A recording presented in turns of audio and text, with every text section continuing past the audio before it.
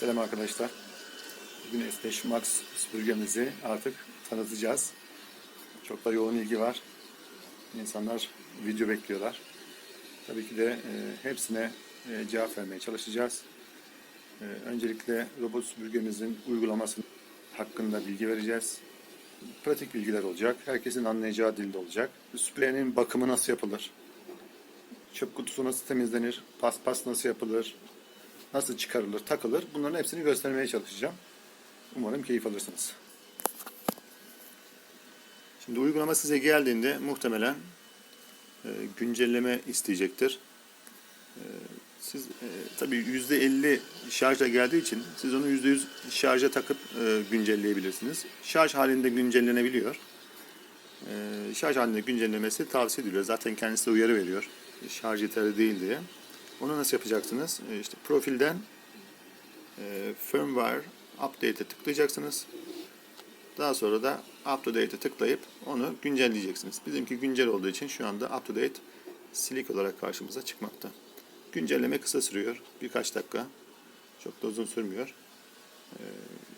Yine tabii güncellemelerle hatalar giderilmeye çalışılıyor veya bug'lar giderilmeye çalışılıyor. Şimdi güncelleme yaptıktan sonra evin haritasını, tamamının haritasının çıkarılması gerekiyor. Harita çıkarma işlemi biraz uzun sürüyor. Yani normal süpürme işlemine göre haritalama işlemi biraz daha uzun sürüyor. Dolayısıyla da tabii ki bir kere haritalama yapacak. Bir kere haritalama yaptıktan sonra siz o haritayı devamlı kullanacaksınız. Sonrasında işiniz çok daha kolaylaşacak. Haritalama yapmasını kolaylaştırmak için öncelikle eşyaların konumlarını çok iyi sabitlemeniz gerekiyor. Yani bir kere ortalıkta nesneler bırakmamanız lazım. Robotun geçebileceği yükseklikte, örneğin kanepe ayağınız yoksa onları değiştirmeniz lazım, yükseltmeniz lazım. Genelde 12 santimlik ayaklar iş görüyor. Gayet de rahat iş görüyor. Değiştirilebilir ayaklarsa bazaların ayakları mutlaka 12 santimlik ayaklarla değiştirilmesi gerekiyor. Sonra ne yapacaksınız? Dediğimiz gibi yani sandalyelerin ayakları robotun çapından büyük olması gerekiyor. Veya o şekilde ayarlayacaksınız. Veya kaldıracaksınız sandalyeleri. Ters çevireceksiniz masanın üzerine. O şekilde bir temizlik yaptıracaksınız. Bütün kapılar açık olacak ilk haritalama işleminde. Robot evin içerisinde olabildiğince her yere girebilmesi için mutlaka ayak altında her şeyi kaldıracaksınız. Ve o şekilde bir haritalama yaptıracaksınız. Daha sonra yaptığımız haritayı kendimiz sanal duvarlar koyarak odaları bölmeye çalışıyoruz. Odaları böldükten sonra numaralandırıp veya isimler verip işimizi çok daha kolay hale getiriyoruz. Bunun nasıl yapılabileceğini basit bir örnekle burada göstermeye çalışalım. Önce şu odanın, tabii bu odanın dışına çıksın da istemiyorum. Çok fazla işim uzamasın. Çünkü uzun sürüyor. Yaklaşık bir 3 saat sürüyor bunun haritalaması. Ben sadece bu salonu, oturma odasını haritalandırmasını isteyeceğim. Bir harita çıkaracak. Onu da burada göstermeye çalışacağım. Bakın bu benim kendi evimin haritası. Haritaları artırabilirsiniz. Farklı harita kaydedebilirsiniz. Bakın burada 3 tane haritalama yapmışım ben.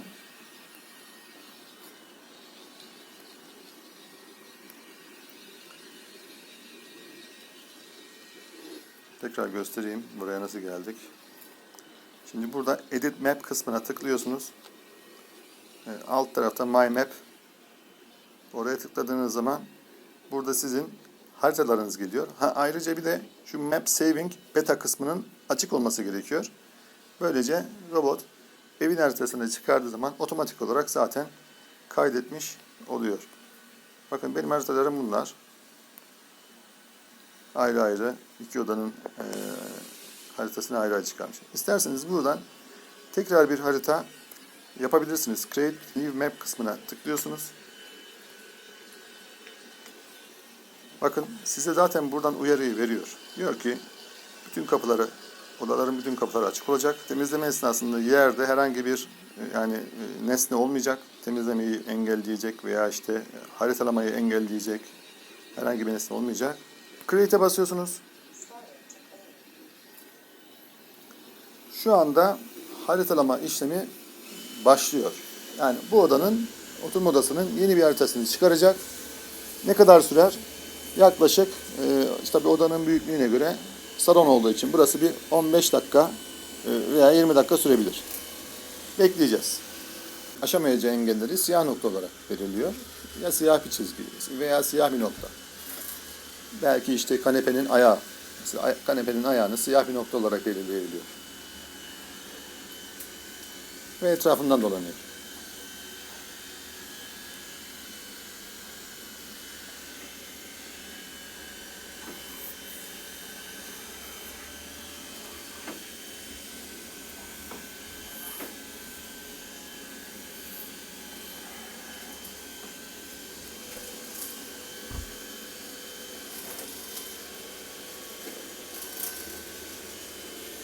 Şu an ben salonun kapısını kapattım. Buradan dışarı çıkamayacak. Sadece salonun haritalamasını yapacak.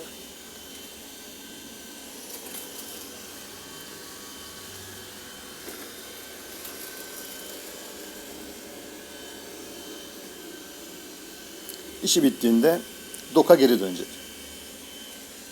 Elinizde salon, yani işte İngilizcesi living room dediğimiz bir haritaya sahip olacaksınız. Bu harita üzerinden de isterseniz temizliğinizi gerçekleştirebilirsiniz.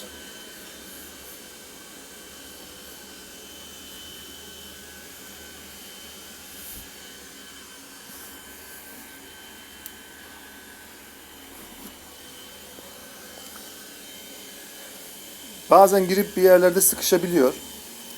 Çıkamayacağını anlayınca uyarı veriyor. Yani sıkıştım, gel beni buradan çıkar diyor.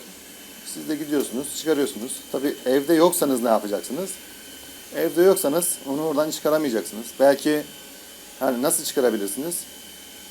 Remote kontrolle çıkarmayı deneyebilirsiniz. Remote kontrolün nasıl çalıştığını göstereceğim. Onunla ilişkin bir video daha yapacağım.